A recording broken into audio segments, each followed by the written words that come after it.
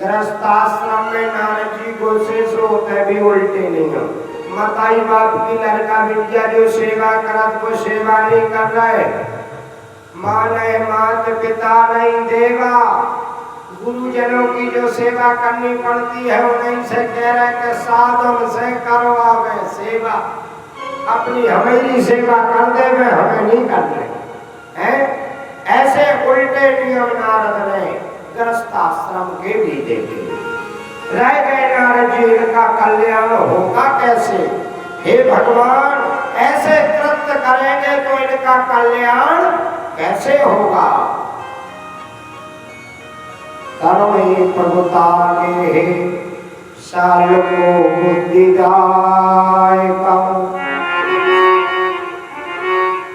कन्या वित्रणो लोगा दंपति चकल्कन।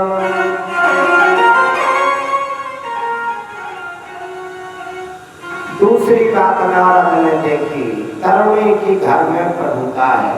तरुणी मतलब पत्नी की। पति को चला भाव चाहिए घर में, परंतु नारद जी का देख रहे पत्नी को चला है, पति को नहीं रहो।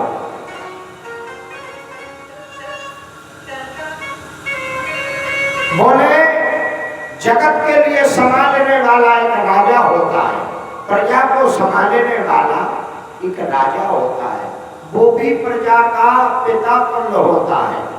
बोले प्रत्येक पितायै निज देश रक्षा करते सुचरण चरणों में पेशा। कहते हैं जो राजा होता है तो प्रजा के लिए वो कैसा होता है? बोले पिता के तुल्य होता है। प्रत्येक पितायै निज देश रक्षा, जो देश की रक्षा करने वाला है वो पिता के तुल्य है। तो प्रजा को राजा को देख करके रहना चाहिए और राजा को प्रजा के लिए देखना चाहिए। ऐसे ही है पिता घर में राजा, पिता अपने घर का राजा है। परंतु यहाँ पर पिताजी का चला नहीं है, माताजी का चला है। नारद जी देख रहे जो पिता का चला होना चाहिए घर में, परंतु यहाँ तो पत्नी का चला है। तरुणी प्रभुता गे, तरुणी की प्रभुता होगी। कलिकाल में नारद जी बता रहे कि तरुणी की प्रभुता होगी और साले होंगे सलायगीर। सगे भैयन से सलाय ना ले, सगो भैया हुए उसे सलाय ना ले। सलाह ले किलो जे सारे साब लो क्या उन्हें फोन लगाओ जे के काई तरह है ऐसो ऐसो कैसो करने तो साले साहब के तुम्हें कछुरी करने हम आए जा सो सब हो जा। सालों को बुद्धि दाएगा, बुद्धि के दाता कौन होंगे? साले। नारद जी स्वयं कह रहे तरुणी की प्रभुता है, साले सलायगीर है। तो जहां साले सलायगीर हो वहां तक कहां तक कल्याण होगा? बोले दीवारे बिगाड़े आरो और घरे बिगाड़े सारो। दीवार में ज्यादा अलवाई बना दे अलवाई तो भाई 4 महीना की बरसा लगने से सो जा रहे हुआ पूरी दीवार में। तो दीवारे बिगाड़े आरो और घर को बिगाड़े सारो। बोले मम्मा में से मम्मा बताओ कौन मम्मा प्यारो लगा तुम्हें? कंस मम्मा के शकुनी मम्मा? सबसे प्यारो वो है कंस मम्मा है कि शकुनी मम्मा? अब क्या करे, शकुनी ने 100 पुत्र मरवाया, कंस ने 7 देवकी के मार दे। अब उनको साजो बताए। बोले मामा में मामा है तो हरदौल मामा, ना कंस मामा ना शकुनी मामा। मामा में मामा है सुंदर तो कौन मामा? बोले हरदौल मामा। कंस को मम्मा बनाओ तो नहीं बना सका, उन्हें साथ साथ पुत्रन को वध करता, वो भी पापी है। सपनी मम्मा को मम्मा अच्छो बताओ तो उन्हें 100 गांधारी के पुत्रों को नष्ट करा दिया। इसलिए दीवारे बेगारे यारो, तो बोले घरे बेगारे सारो। पहले कितनों खराब हो गए भैया, भैया की सलाह भैया ले तो भैया हित की ही बात करेगा, दूसरा कोई तुम्हारे हित की नहीं सोचेगा, वो अपना हित सोचेगा, इसलिए वो काम बिगड़ जाता है। तो नारद जी ने देखा कि पत्नी की प्रभुता है, साला सलाहगीर है, और बोले लोग इतना लगो कि लोग के प्रति तो सभी बिटिया के लाने लो बेचन लगे। बोले कैसे? बोले पहला बिटिया को ब्याह करते सो खूब पैसा देते।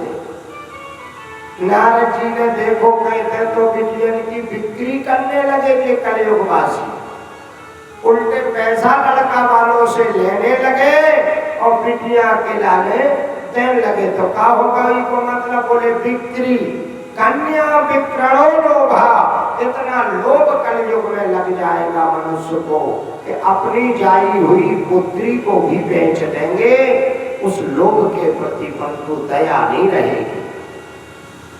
ऐसे नारद जी ने ग्रस्त मार्ग के नियम देके सब उल्टे, कोई भी सीधा नियम नहीं। पहले सेवक संतान थी अपने माता पिता की, अब वो नहीं रही। तब सेवक मातो हर पिता कहते, अब सेवक लोग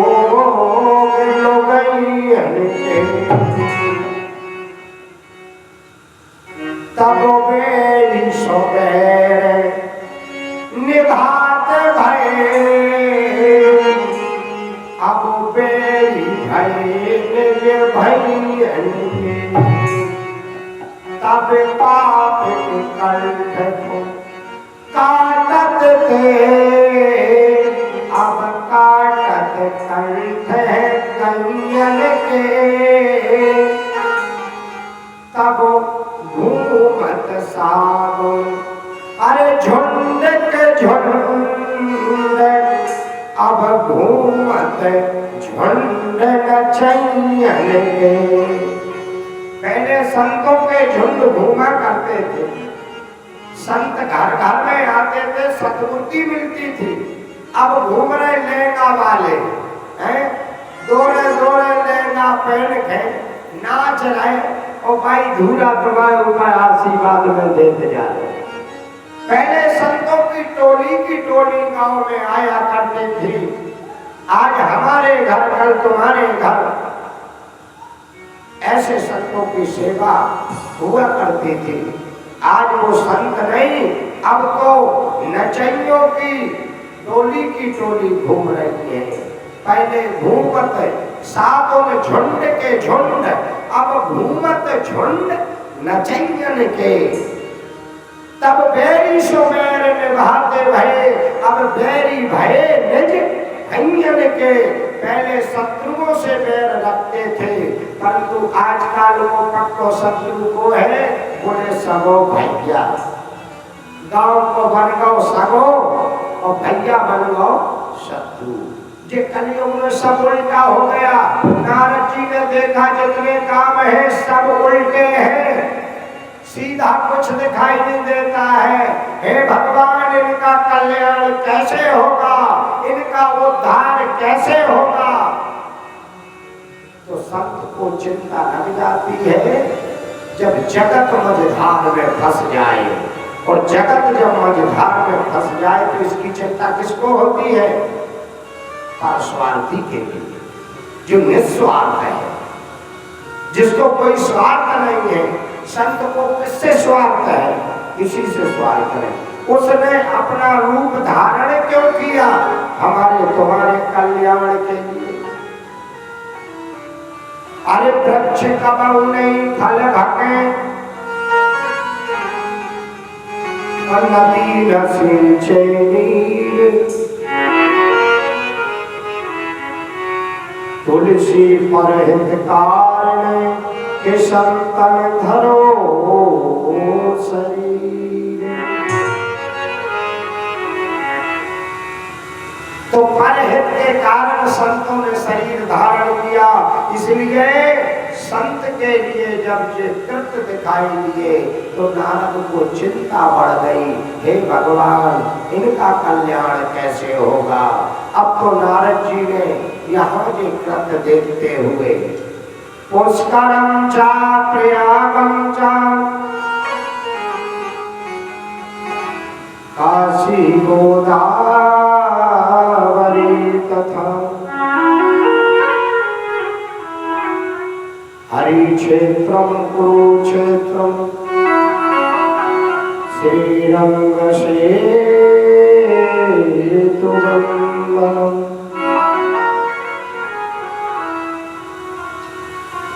कहते हैं नारद जी महाराज यहाँ से तीर्थों में चले, चलो तीर्थों का देखे तीर्थ कैसे है। तीर्थों में देखा सो वहां की व्यवस्था भी गड़बड़, कपटी वास कर गए, बिना शब्द के शब्द का भेष बनाए बैठे हैं, केवल धन की आस किए हुए बैठे हैं। अच्छे से दे रहे हो कि नहीं? अच्छे से ना दे तो अगर लूटने को समय बन जाए, तुमने गंगा में गोता लगाओ, हमने तुम्हें कपड़ा तलाशी करी।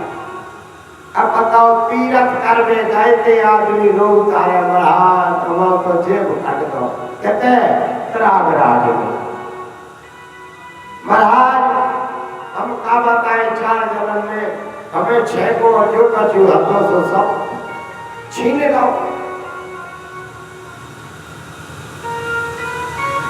कैसे में धन मिलेगा, वैसे में धन छुड़ाने वाले तीर्थों में वास कर चुके, मन के कपटी तीर्थों में वास कर चुके। इन छल छत्रियों के कारण तीर्थों का मान चला गया। जब से दम्भी पुरुष कपटी पुरुष तीर्थों में रहने लगे, तब से तीर्थों का मान चला गया। नारद जी ने जितनी व्यवस्थाएं देखी सब अस्त व्यस्त देखी, चिंता लग गई। अब तो सभी जगह पर घूमते हुए सीधे वृंदावन की ओर निकल पड़े। वो वृंदावन की ओर निकलते हैं कलकल निहारिणी यमुना के तट पर, जहां पर भक्ति मैया अपने ज्ञान वैराग्य दोनों पुत्रों के समक्ष बैठी हुई है। जिसके पुत्र वृद्ध हो चले हैं वो भक्ति जवान है। अनेक स्त्रियां गंगा जमुना सरस्वती नर्मदा इत्यादि जो श्रेष्ठ श्रेष्ठ नदियां हैं वो भक्ति माता को सेवा कर रही है। कोई हवा कर रही, कोई जल पिला रही, कोई चरण चाप रही।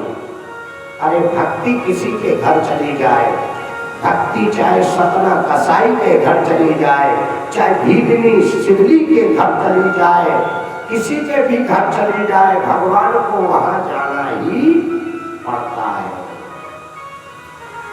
जहां भक्ति जाएगी भगवान का जाना निश्चित है। इस प्रकार से नारद जी महाराज वृंदावन की ओर आए और वृंदावन में आए तो कलकल निहारिणी यमुना के तट पर भक्ति बैठी हुई थी। नारद को देख करके तुरंत भौ भौ साधु क्षणम कृष्णम, हे साधु महाराज, हे साधु महाराज, हाथ जोड़ करके आवाज लगाई। नारद जी ने मुड़ करके देखा, पास में आए, पूछा अरे बाले क्या बात है, तुम इस वनांतर में जो तुम्हारे पास में सेविकाएं बैठी हुई हैं ये कौन है, और जो तुम्हारे सामने जो 2 पुरुष हैं जो अचेत पड़े हुए हैं ये कौन है। भक्ति ने अपना परिचय दिया, नारद मेरा नाम भक्ति है, मेरे ही ये दोनों पुत्र हैं, एक का नाम है ज्ञान और दूसरे का नाम है वैराग। कलिकाल के मनुष्य के अंदर ज्ञान और वैराग्य नहीं रहा तो वो व्रत हो गए। केवल नाव बात को रह गई का भक्ति, राधे राधे राधे राधे, केवल नाम मात्र को केवल भक्ति रह गई। तो भक्ति जवान है तो ज्ञान वैराग्य व्रत हो चले। बताओ मताई के लाने सबसे बड़ा दुख का है? माता वृद्ध हो जाए, पुत्र जवान हो गए तो सुख है, और पुत्र बूढ़ो हो जाए और मताई जवान हो गए तो सबसे बड़ा दुख। भक्ति जवान है और पुत्र वृद्ध हो गए, सफेदी आ गई। हे नारद जी महाराज को यत्न करो जिससे हमारे पुत्र सुसुप्त अवस्था में हो जाए। नारद जी महाराज ने विचार किया क्या करें, गीता पाठे न हो, बार बार गीता पाठ, वेद पाठ सभी यत्न किए। और जब तक गीता पाठ करें, वेद पाठ करें, तब तक तो वो सुसुप्त अवस्था में हो, और जैसे गीता पाठ और वेद पाठ बंद हो गए सोई व्रत हो जाए। नारद समझ गए अब तो कोई ठोस कदम उठाना होगा, अब इससे भी बड़ा कोई उपाय करना होगा। ध्यान लगा करके देखा और हाथ में जल लिया और महामंत्र का उच्चारण किया। कहते हैं भगवान का 12 अक्षर मंत्र का उच्चारण किया, हाथ में जल लिया।